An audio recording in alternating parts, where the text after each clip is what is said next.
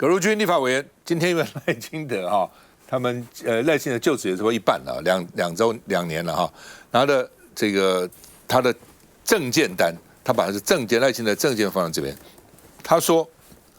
賴清德呢一共提出了227項政見，很多人就因為政見投你了。有些人當然不是因為政見，有些人因為政黨，有些人因為看你順眼就投你，有些人是因為政見，有些人是討厭對手，各種狀況都有。但是政見還是蠻重要的，尤其總統主要政見。他說賴清德提了227項政見，兌現的只有2項，哪2項呢？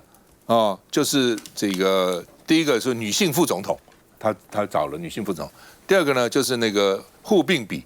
，3班互併比，最近立法院不是通過了嗎？這2個是兌現的，他說其他都沒兌現。所以對人民的承諾全面失信，所以他列了一個單子啊，這個葛如君啊 ，TBS 也對賴清德就職2週年啊，520嘛，就2週年啊，做了一個民調啊，那不滿意度45%，滿意度38%啊，換句話，不滿意度高於滿意度。好，不過他的這個滿意度呢有上升，跟上次比有上升啊。那在週年的時候，滿意度是32%，1週年，那現在是38%，所以滿意度上了6%。不滿意度呢，在1週年的時候非常高，有55%的不滿意度，那現在到45%，所以不滿意度下降10%，滿意度上升這個6%啊。那因為同一個民調公司做的啊，你就可以做對比哈。那另外呢，42%民眾認為賴清德帶領國家方向是對的，但是40%認為是錯的，所以幾乎是一半一半啊。那對他未來的施政有沒有信心？51%是有信，51%沒有信心，41%有信心，所以呢，51%是沒有信心。不過呢，他在這個週年的時候呢，57%對他沒信心，所以對他沒信心的少了6%。當時38%對他有信心，所以有41%，所以他有信心的增加3%啊。那另外呢，這個大家最不滿意的是什麼？最不滿意是打詐騙還很橫行。司法改革能源的問題，兩岸的問題不滿意所以我們看呢，這個上任2年的不滿意的在這個地方那有些像這個健康台灣還好只有35%不滿意，滿意有50%，但是呢有很多的，比如說這個兩岸關係51%是不滿意的然後這個打擊詐騙這麼高，56%不滿意的能源政策53%不滿意的，司法改革有55%不滿意的然後你到看看現在司法院長還是代理的，檢察總長現在在代理，一個審判體系，一個這個起訴的體系，這2個體系都是代理，所以最高首長都是代理，有這樣的人民怎麼會對司法有信心呢？我們看一下。227項政見裡面，225項未開始，1項副總統優先考慮女性，另外1項是在野黨領頭的完成3班互併比入法。換句話說，賴總統的政見跳票率高達99.9%。難道賴總統的賴是賴賬的賴？難道賴總統的賴是賴皮的賴嗎？下架賴賬王，人人有責。是，我想今天這個葛如君他是 AI 立委啊，所以說現在 AI 很方便，要整理凡走過必留下痕跡，把過去幾個總統候選人的政見整理出來。那2024年賴清德總統上任之後到現在，他曾經說過的話，或是他有沒有兌現？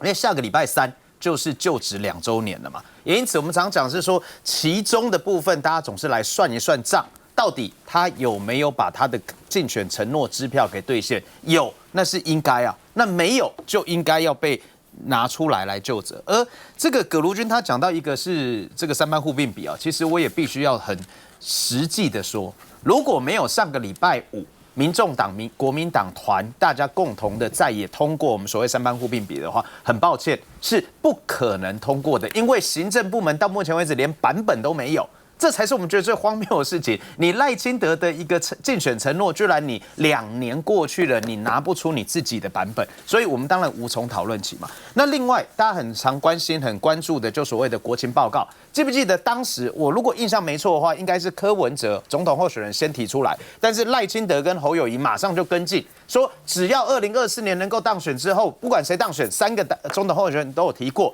就是要來立法院做國情報告。那過去幾次重大的，包括軍購，包括我們相關這個總預算等等部分，我們邀請賴清德總統來，但是沒有辦法成型，就沒有辦法成型。非核家園當然也跳票嘛，所以說其實這一些洋洋灑灑列出來之後，其實就讓大家有一個印象，說到底過去這2年，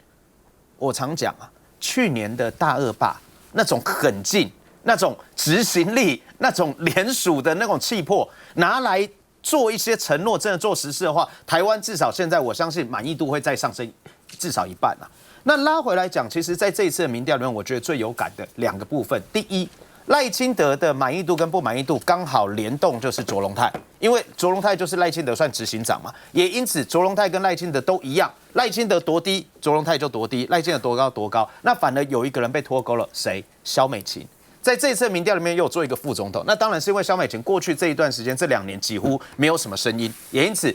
蕭美琴的滿意度跟不滿意度比賴清德表現都來好很多。那第2個部分就是台灣人民最深惡痛絕的詐騙，也因此打擊詐騙為什麼不滿意度那麼高，還是最高？我過去這2個月時間，我們也國民黨團有聯署通過了鞭刑打詐的一個提案，我們也希望是說能夠在今年公投大選的時候可以一起來做公投。為什麼馬上這2個月裡面很多不認識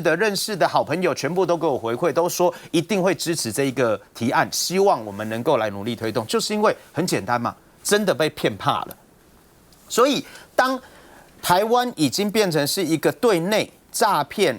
大家覺得是說深惡痛絕，可是一直沒有效的一個表現。那對外你說兩岸議題，或者說這些有些可以操之在我，不能操之在我。你說今天美中2大強權的領導人見面，很難操之在我們自己，但至少我們國內自己的治安能夠做好。但如果說連國內治安自己没有辦法做好的話，那當然人民沒有辦法接受。也因此這2週年的時候，就是一個檢視什麼？檢視過去這2年到底人民對於賴清德總統有沒有失去信心嘛？你剛剛提到蕭美琴都不見了哦，所以民調高啊，是，反正不見的民調會高，就因為他就沒有聯動嘛。因為副總統真的是他是備位的，所以美國有一句話很好笑，也是事實，他說他有2個兄弟，一個去當了船長，一個去當了美國副總統，接下來從此都不為世人所知，都不見了。來，徐虎，我覺得看這個數據蠻有意思的，說打詐跟能源還有私改嘛，私改那當然我隨便講，就柯文哲案的存到政治獻金的被當作匯款，然後但鄭文燦拿到1包匯款的說是政治獻金，這光這個就2套標準，還有剛才代理的問題。可是我特別想要講到打詐跟能源，今天發生了一個事情哦，今天在這個經濟部的水利署、能源署、環境部、國發會這個跟經濟都相關。在那個所謂的光電專區一點下去，發生什麼事？連接到了所謂的色情應召站，還有外送，在這幾個國家級的網站，不是都有編預算，然後呢，這個網站居然就會被駭客入侵，然後呢，居然這個數發部也沒有辦法處理，所以你就知道打詐現在有多嚴重，因為這些數位的狀況層出不窮，你光政府的網站都會變成這種色情網站，直接把它駭進去，在所謂的光電專區。那更好笑的是，今天這個是在 PTT 的網站上面被公布出來的，結果呢，現在大家分享說，哇，這個國家級的網站怎麼會這樣的狀況？哇，這時候數發部的速度很快了，跟臉書說，你只要分享這個 PTT 的爆料的貼文，就當作你在分享色情資訊，全部下掉。這好像是說提出問題的人被解決掉了，但是你的問題沒有被解決掉，所以你看到現在說所謂的打詐，大家會不滿意。那你看，因為他的那一個專區是能源專區，大家當然也不滿意啊。我要去了解光電能源怎麼樣的時候，居然點到的是色情網站，所以我覺得這個問題是非常非常嚴重的。當然，你看葛如君他拿了長長一條，這227項只實現2項。達成率不到1%，那我就可以講哦，就光政府這個就在詐騙啦。這2年多來的時間做到不到1%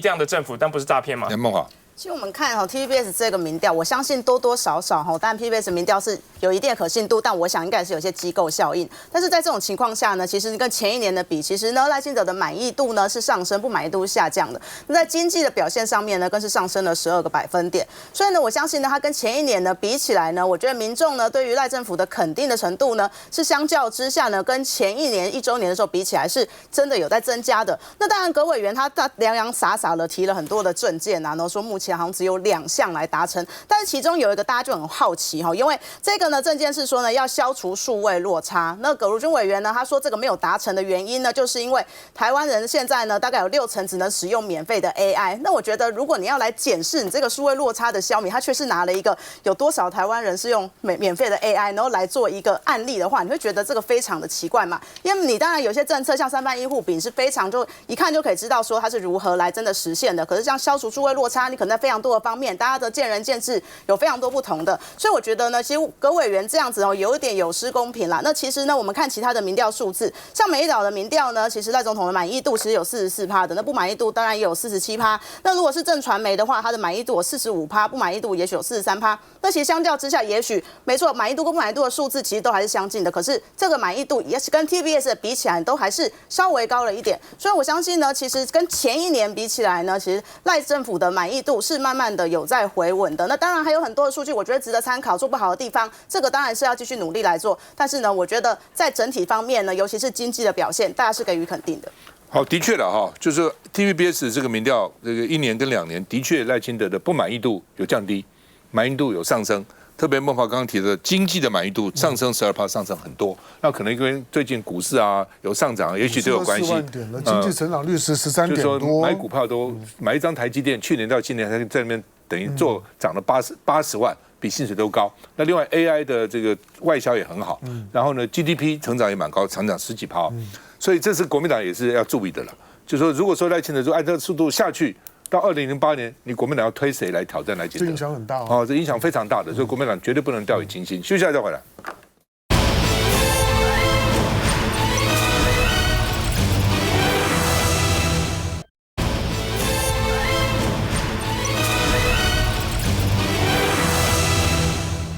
啊，問你啊，這人是誰？哦，沈伯洋。頭髮一變以後，人都變了，真的認不出來。現在那個頭髮還蠻性格的，但頭髮一變，好像看不太出來了哦。那因為這邊寫沈伯洋哦，所以呢，他被民進黨徵召了，昨天正式徵召他。那蔣萬安說：“哎，我的敵人不是你了，我的敵人是我自己的政績，所以他是跟他自己政績在這個競爭。哦，就是說現任者的對手都不是對方，現在是你只要做得好，其實是沒有對手的。”哦，所以呢，他等於沒有把沈伯洋看成他的敵人啊，他主要是跟他自己的這個記錄在競爭。那另外呢，這個正式徵召沈伯洋了。那賴清德說他有3度空間哦，什麼叫3度空間呢？哦，什麼廣度啊，哦，然後呢溫度啊，哦，還有高度啊，哦等等哦，所以呢是台北市長的好的人選啊，這是賴清德徵召他嘛，黨主席總要講話了哈。那另外呢，王鴻薇是說呢，哎呦。還在拍定妝照，還要去敷面膜，老百姓哪裡關心你頭髮？老百姓關心頭皮底下的事情，頭髮下面的事，就腦袋比較重要了啊。那另外呢，英偉點出來說，沈伯洋呢，因為呢他在這個說他敷面膜開始這個拍這個定妝照，但是蔣萬安昨天因為下雨，所以呢去視察各種排水的工程哈。那媒體是問了，聯合報是問說，沈伯洋的確是改頭換面了，你看真的看不出來，跟他原來真的不太像。現在看以前那種哇，那個怒髮衝冠，現在有點慈眉善目，你看沒有，完全不同。但是能不能把蔣萬安的旋風把他困住？哦，這個媒體在問哈。沈伯洋說，賴清德最近才來問我，雖然你們吵了半天，但是呢，賴清德問我第一時間就答應他了。等你很久了，怎麼現在才來問我？哦，我就答應了。哦，為什麼呢？因為呢，他認為啊，這個希望能夠辦客廳會啦、座談會啦，雖然是慢飛，笨鳥慢飛，但是呢，他希望訴求台北的市民認同他啊。那另外呢，沈伯洋自己認為，我為什麼能夠贏蔣萬安？我的能力很好啊。哦，希望市民給他機會哈。那另外呢，他說雙城論壇效益太低了。哦，台北市民對雙城有什麼感覺？沒有啊。我如果辦一個倫敦論壇，雙城倫敦、台北，哇，這種 fashion 界啦、時裝界的公司來參加，大家才有感哦。上次還沒有，我將來要跟他要跟辦不起來，他要跟紐約，要跟倫敦，要跟巴黎，要跟柏林，要跟很多地方都辦哦。那說呢，光跟中國哥哥頂有什麼用？哦，台灣本來就是主權獨立的國家哦，破壞現狀才是不穩定的因素。換句話說，也沒有要獨立了啊。民進黨的想法就是台灣早就是一個主權獨立的國家，它的名字叫做中華民國，所以沒有要獨立啊。那沈伯洋說對手貼他標籤哦，什麼抗中保台等等哦，選市長哦，跟這個無關了。但是我立場並沒有改變，只是彪老師提這個東西哦。好，那另外呢，民進黨有一個議員參選叫做郭凡哦，很快的就把沈伯洋的照片掛出來了，跟他一起合體了哦。本來有人擔心說這母雞。哦，到底有沒有資格當母雞啊？哦，還用帶小雞嗎？哦，但已經有議員哦把它掛出來了哈。然後呢，徐巧芯就說：“你什麼時候像有41個台北的里長被你抹紅？你現在選市長對不對？你抹紅這些里長對不對？哦，你要不要道歉？哦，那另外呢，沈伯洋說他被針孔攝影機偷拍，哦，然後呢這個去報警，王鴻薇就說警察是被莫須有的指控，根本沒有這個事情。我們看一下。”正式提名不到24小時，沈伯洋的首面看板已掛上。我是沈伯洋，我決定參選台北市長。我是沈伯洋，請讓我成為你的市長。千呼萬喚，民進黨的台北市長人選終於拍板定案。它也會有3度空間的治理，就是國際視野的高度、跨域治理的廣度。還有對這個城市市民的溫度。總統大讚沈伯洋是市長的不二人選，因為他認為目前北市原地踏步。現在的台北市擁有全國最好的資源、最多的資源，很可惜沒有成功扮演領頭羊的角色，也沒有為台灣有任何的加分。只是外界對於沈伯洋的印象就是抗中保台，想在北市殺出血路，未來會考慮修正論述。抗中保台這一個呢，一直以來呢，其實也就是對方想要不断貼的一個標籤。但是我覺得對我來講，這些事情其實是不衝突的。2022年5月13號禮拜三下午的3點，沈伯洋敷好了面膜，穿上了西裝，打扮成大人模樣，接受民進黨中常會的提名，要參選台北市市長。一樣是2026年5月13號禮拜三下午的3點，蔣萬安戴上了工程帽，穿上了反光背心，穿上了雨鞋，淋着雨到了士林山區視察自來水接管工程。北市選戰主角陸續就位，但要雙方直球對決，或許還得再等會兒。2位台北市議員在這裡，來還要選的哈，來先問這個淑慧。當然民進黨推派沈伯洋，我只能說祝福啦，因為千呼萬喚始出來哦，經歷了這麼多人哦，你點我，我點你，你最好，我最好，他最好哦，都沒有人要出來啊，終於有一個人哦可以出來，這件難產之後，終於有人出來了哦，我們都是祝福啦。但是對於沈伯洋跟民進黨沈伯洋母姐會的起手式，我是覺得很奇怪，就是剪一個髮型，然後這個吳思瑤啊、范雲啊，這個民進黨的這些女性立委開始說他多帥多厲害，又會聽音樂又會看動漫，然後一堆側翼就說他像哪個韓星，像哪個日本明星啊？怎樣？現在是在選秀嗎？現在是在選這個2026台北市巨星嗎？所以我覺得這個第一個凸顯沈伯洋跟台北市的連結跟市政的連結真的很薄弱，所以起手式只好趙帥人家趙王趙三就到了沈伯洋是趙帥試圖把他變成一個偶像明星那第二個就是大家就民進黨一股腦的在這個捧他的過程裡面，只讓我們覺得他好像團寵，好像媽寶。那他自己的本身的特色在哪裡？難道只在於髮型在外表嗎？連昨天的這個提名的或是說這個的記者會裡面，他都還要先展現說，哎呀，我還先定妝了，還找了化妝師來化妝等等的。結果妝化得太濃了，被網友笑說他很像台版的粉底液大將軍這個大陸不是有個陸劇，就是這個竹玉，然後裡面的那個。妝化的太濃，被說粉底液大將軍。結果昨天台北市也產生了一個粉底液大將軍宣布出征，這都讓人家覺得非常荒謬。再怎麼樣，台北市是首都過去民進黨推派的台北市長不是蘇貞昌也是謝長廷嘛，好歹都當過行政院長的。結果沈伯洋呢沒有選過任何一次舉，只當過不分區立委，然後一屆都還沒當完，而且他當了這屆的不分區立委，我告訴大家，一個交通提案都沒有主提案過，一個這個勞工政策的主提案都沒有提案過，一個銀髮長照的主提案都沒有提案過。請問一下，對台北最重要的不就是交通、老人照護還有勞工政策嗎？所以你對於這些所謂的內政、城市治理，你一點興趣都沒有，甚至一點專業都沒有，連一點點關心都沒有。你的所有興趣就在抗中保台而已啊！好，就在那邊炒作意識形態，然後你現在要華麗轉身說，哦，我懂老鼠，我懂针孔偷拍。這會讓人家覺得非常的荒謬哦。當然，民進黨在台北市的選舉方法啊，一向就是抹黑選舉、潑髒水，所以沈伯洋會用什麼正面陽光，我也不期待。但我期待他能夠真的提出一些像樣的政策，或許他從現在開始跟民進黨台北市議員來上課哦，可能都還會比他現在表現更好一點。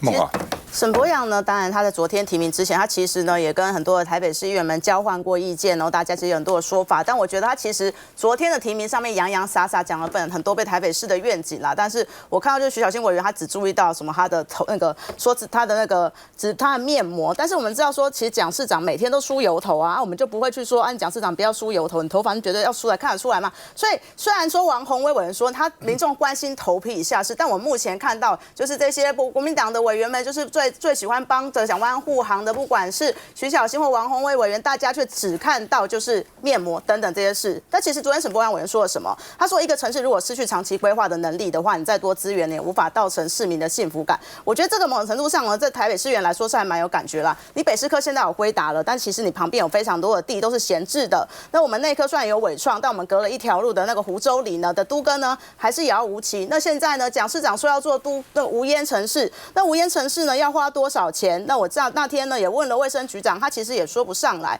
那我們現在更知道呢，台北市虽然條件很好，已經少了一個大安區的人口。其實這些問題呢，沈伯洋委員都有看到。這也是呢，目前呢，我們蔣萬安市長有很多就是大家面到的這些疑問、質疑，這些脫北潮你要怎麼解決，都沒有一個很好的答案。那當然，現在就沈伯洋委員他剛提名嘛，剛就定位，他絕對後來會提出很多的政策，是希望可以讓大家有感的。我舉一個例子來說，其實目前呢，很多我們市府看到的交通建設啦，上次蔣萬安在內科的改善，當然內科的交通，我覺得或多或少是有一些改變。他做了一些的政見呢，其實是那個現在做了一些很多政策，是當時陳時中他提內科改善交通時候所提的政見，像是那個去年通車的小匝道，那個其實去年呢陳時中呢就有提了，那土木技師公會有協助，所以呢在蔣萬安後來上任之後呢，土木技師公會也繼續呢去跟蔣市長來說這樣子做，也許不錯。那我很開心哈，蔣萬安市長後來要把這個陳時中的政見提進去了，所以後續呢到底呢沈伯洋委員會提什麼樣子的政見政策，我覺得大家不用擔心了，他本身其實就是一個政策控。跟我們聊的時候呢，也聊了很多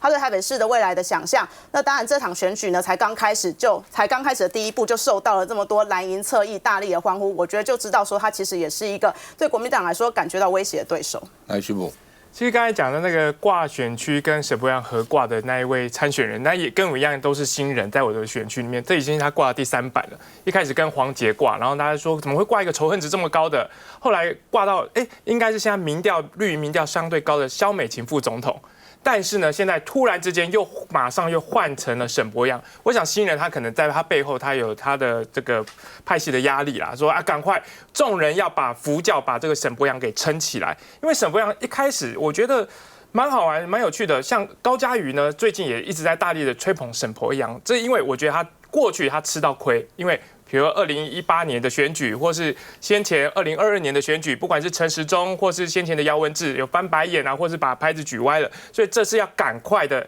有點效忠的意思。可是沈伯洋起手式就讓大家覺得說，好像參加那種實境選秀，有沒有？改頭換面，從頭換到腳髮型啊，然後說我敷面膜是為了要美化市容等等，讓大家覺得說，到底你在講的是兒戲還是在開玩笑，好像在上綜藝節目一樣。但是呢，其實很多人大家想問他問題，就是說你過去大家對你的印象只有抗中保台，比如說剛剛我覺得巧芯講的客氣了，他講的還是那一些被約談的里長，41個。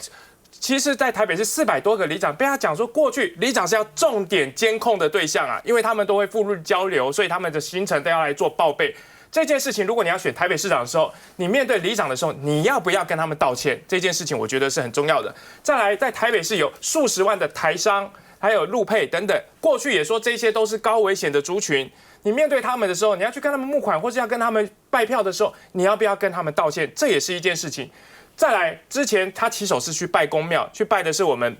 松山很有名的慈惠堂，還是那時候就去扛神轎。可是不要忘了哦，他也說公廟如果說跟對岸交流，這個是高度危險，這是重災區等等。面對過去他種種說的一切，好，可以昨日種種，譬如昨日死，但是他必須要有一個交代。其實我昨天在臉書上就寫了大概類似他過去的言行，他必須面對台北市民，他要回應那一些的質疑，就出現了大概比我平常多了20倍以上的留言，全部都是你憑什麼問他？你憑什麼？你是誰？等等。憑着台北市民每一個只要你參選台北市長的人，我們都可以提出發問。好不好？巧芯這個照片很有趣。敷上面膜也不會變成別人，不過看看啦，就是說還是要看他將來提出政見到底是怎樣，然後在台北市到底他能夠獲得多少票，還是蠻重要的一個指標。我們休息一下再回來。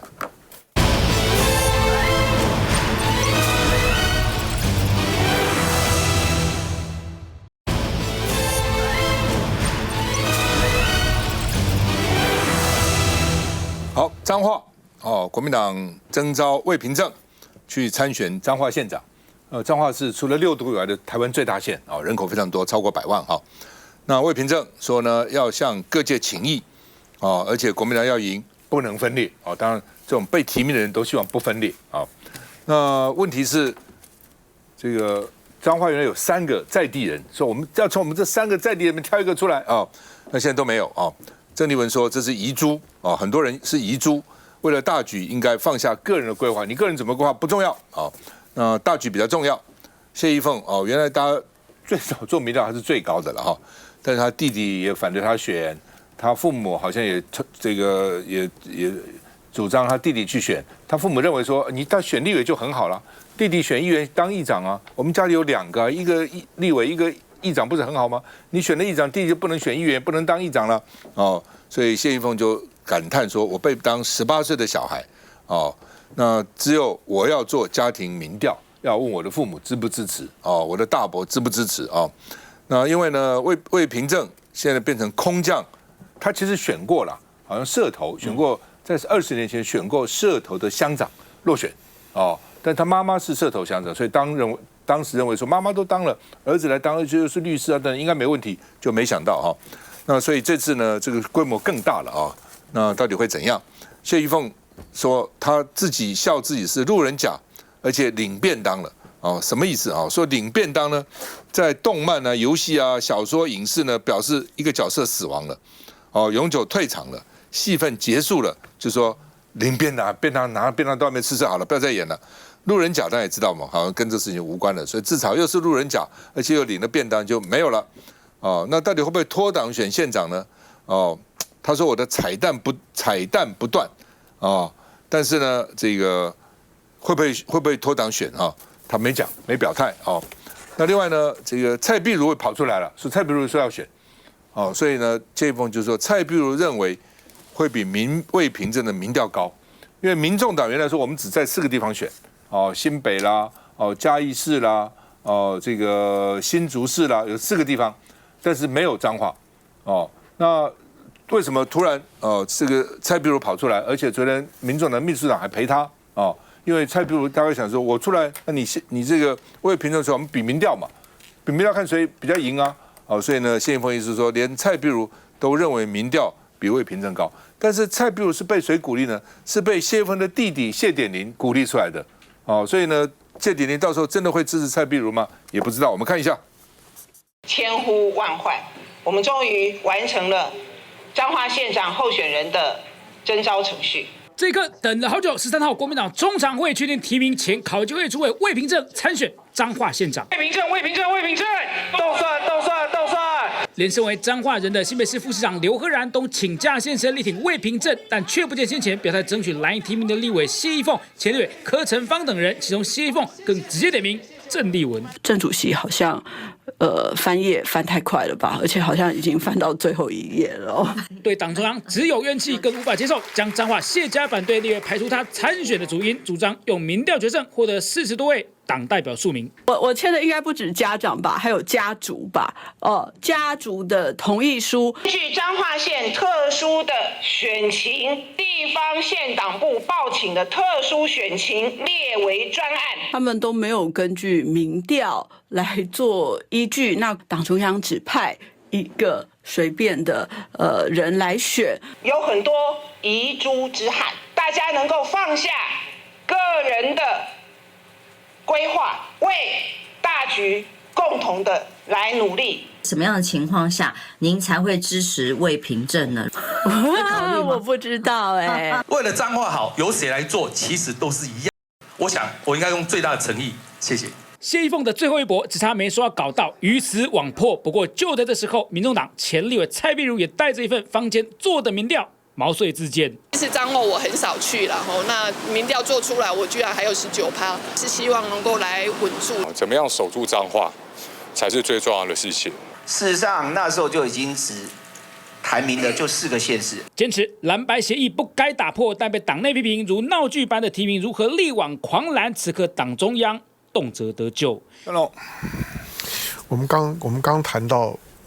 賴清德2週年的民調，那個會是影響這個選舉總體大盤的重要的變數，不要低估這一點，它對每個選區呢都會有影響。那因為總體的經濟就數字面來看，雖然結構面來講非常的不健康，就是這種的偏實，然後呢偏科的情況呢極為明顯。換句話說，在一些的傳產，那就業人口比較多的這些板塊來講，大家都非常的辛苦。但是因為高科技一枝獨秀呢，它就是最好的面膜。可以把經濟呢敷得呢白白亮亮的。好，那現在呢，因為在經濟的數字面上面還 OK， 那整個的話題呢，一般的市井小民，話題呢幾乎呢都繞着股市，每天的股市呢開盤收盤的聚焦，那個呢其實最容易呢給一般的中產跟年輕人希望感，所以呢現在的氛圍呢，其實就當下這個時刻，對民進黨來講未必不利。好，所以呢，國民黨呢必須要呢提防這一點。第二個就是說呢，沈伯洋呢被提名這件事情，對民進黨來講，不見得會多好，但也不會更壞。所以呢，台北市的情況，我覺得就是看沈伯洋呢能夠爬到什麼樣的位置，但是也不會出現更糟的情況。所以對於民進黨來講，總體的選情，我覺得基本上面是處在一個止血的狀態。但對國民黨來講呢，變數呢就比較多。彰化呢，當然會是一個指標，因為彰化有它的許多的在地的鄉鎮啊，它都有一些長時間所累積下來的不成文的政治規律。彰化長時間呢，幾乎都是它的執政。他的政黨輪替幾乎都是在兩藍一綠，藍的做2任，然後呢綠的做1任，大概都是這樣子的一個 cycle。因此呢，當王惠美的8年任期滿了之後，基於過去的這種的政治關係，或者這次綠的呢是有機會了，就藍營呢執政了16年了。好，那這次呢綠的是有機會了，再加上呢在地的，就是說呢謝家的政治量姐弟呢失和的情況，反正這都已經是台面上的，都已經是看得到的。但是提魏平正呢，會不會是一個就是說呢異軍突起的止血偏方？它不是不可能。我覺得關鍵的決定點就是看你能不能夠成功的整合。魏平正他本身呢是在南彰化，南彰化這員林以南的南彰化，其實民進黨的票倉是在這一塊。那魏平正呢來自這一塊。那現在就看到王惠美的內部的整合。王惠美作為8年的縣長，在以呢彰化呢，就是說中彰化呢為主，北彰化為主的這一塊，如果這一塊的選票呢，國民黨藍營呢能夠很穩固，它是有機會的。所以呢，王惠美跟謝家的整合，魏平鎮本身呢，在南彰化的，就是說支持度呢，能不能夠自己能夠把自己的基本盤經營好，它不是不可能。我猜講國民黨的思考就是說，與其放任呢，就是說現在謝家的這種的分裂的態勢持續的惡化，到最後呢不可開交，那不如呢壯士斷腕。有的時候壯士斷腕，短時間這會痛，但只要止血開始了之後，就還是有機會。主要是蕭景田去當國民党彰化縣黨部主委了。那蕭景田認為說呢，這個魏平鎮會贏，他認為他輔選他會贏，所以就看嘛，去一下再回來。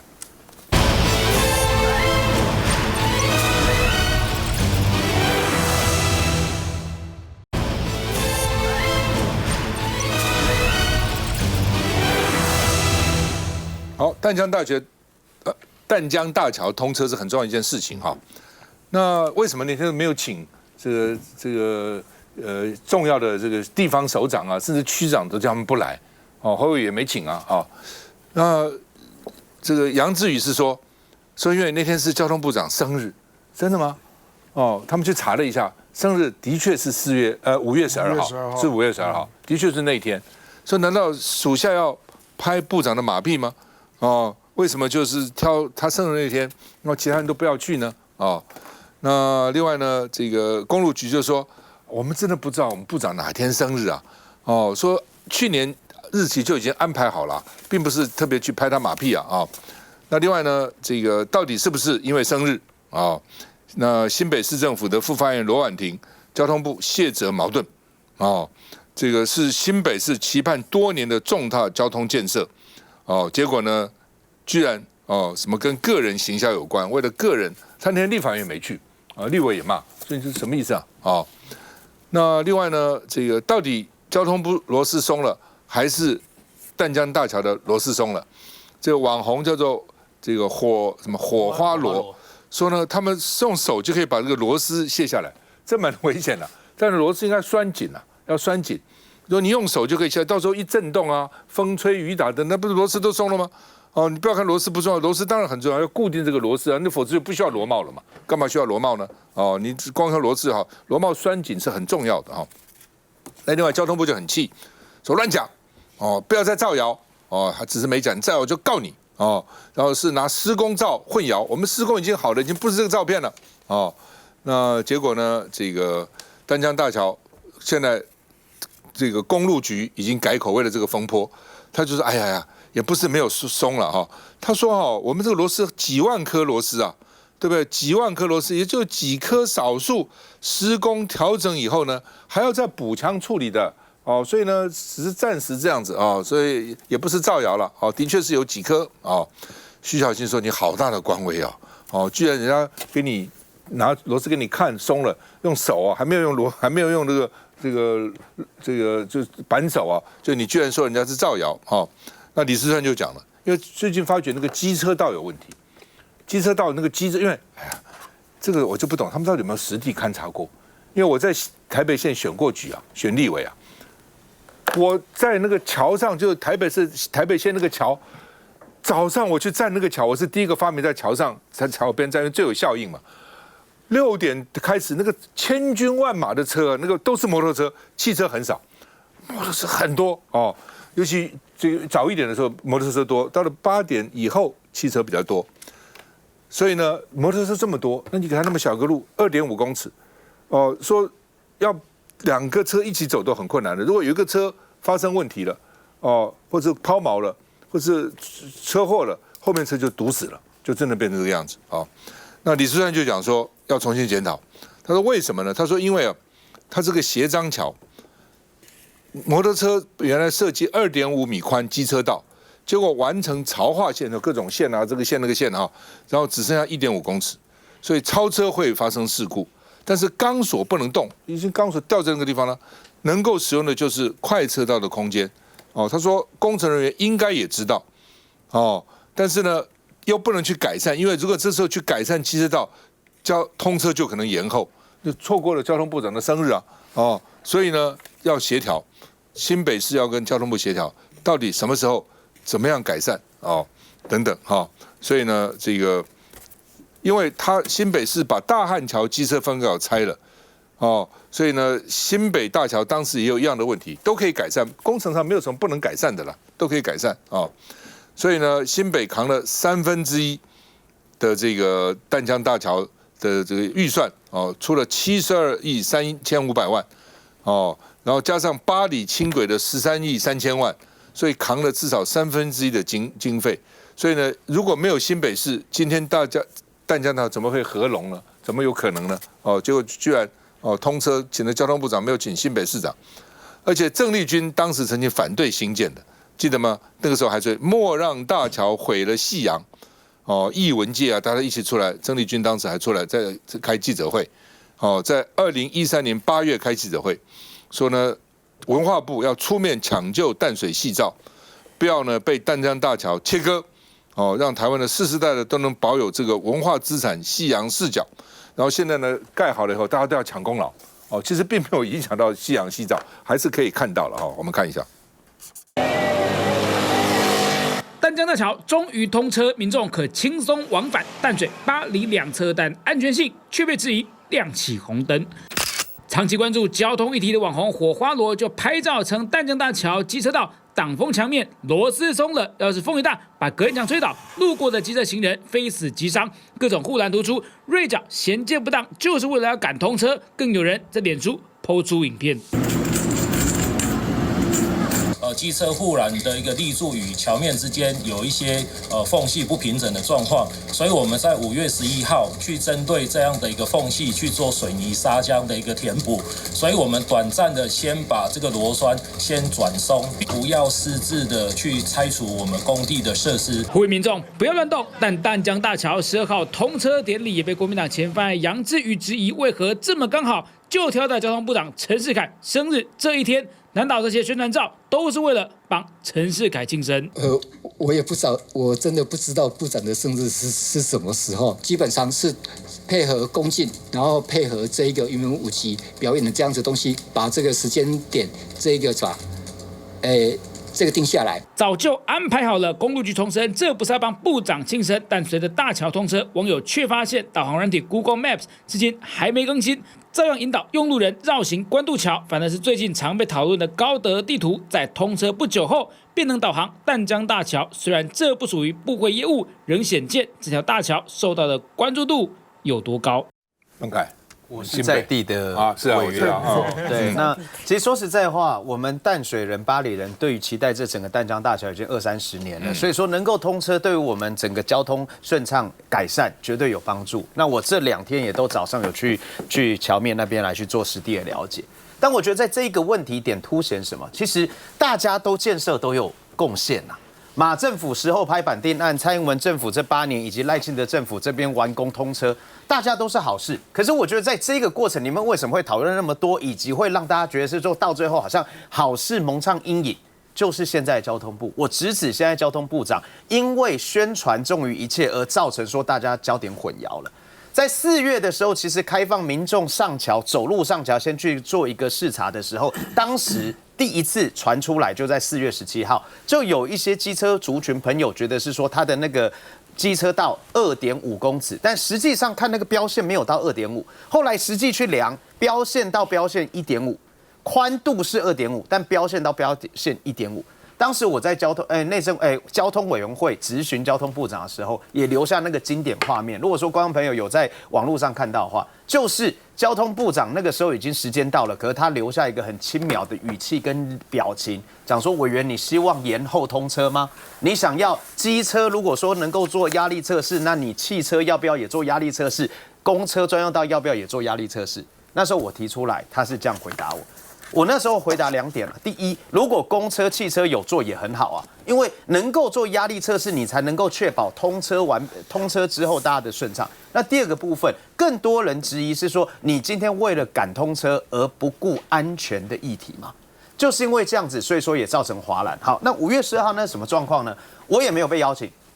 我在5月11號也是看到媒體報道的時候講是說啊，有這一個祈福典禮，我打給公路局長。公路局長也跟我講是說，委員都沒有邀請，他們沒有邀市長，沒有邀民意代表，他們就純粹內部祈福。我當時我就說好，我尊重你，因為如果說是工程單位他要內部祈福可以，但後來我們又拿到資料之後，發覺不是這麼一回事啊，因為部長會出席，還有沒有邀請侯友宜市長，沒有邀請在地的民意代表，沒有邀請任何人，但邀請了媒體，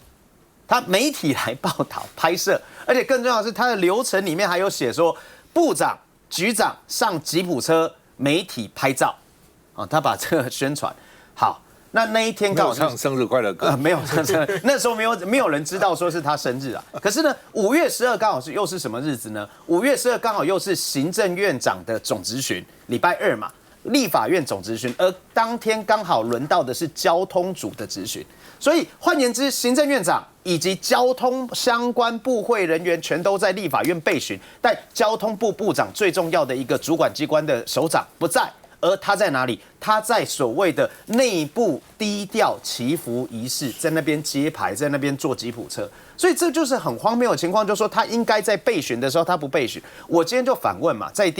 現場也有議員，如果說今天是台北市議會交通局局長不在議會備詢，而交通局局長被你們發現在一個地方在那邊剪彩，在那邊揭幕，作何感想？這已經不分黨派啊，你應該要質詢。所以說，其實很簡單，我覺得在這件事情上面。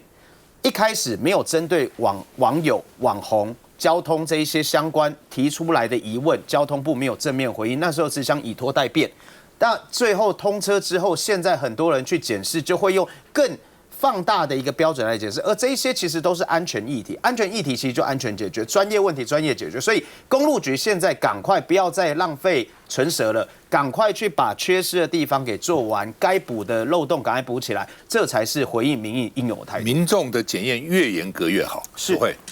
這個大橋的通車，有人講了一句話，就是你開股東會，你沒有通知股東哦。新北市出了85億元，它的造價是1公里17億左右，85億好歹也可以造個5公里吧。所以你邀請一下侯友宜參加會怎麼樣呢？所以陳世凱這個舉動就是光環都只能在我哦，我要獨攬。說真的，你也不過就是最後的交通部長他已經蓋了10幾年了，而你是最後來收割的交通部長，我真的看不出來是對他有什麼任何民調上的幫助。我覺得多此一舉，脫褲子放屁。其實這種通車典禮是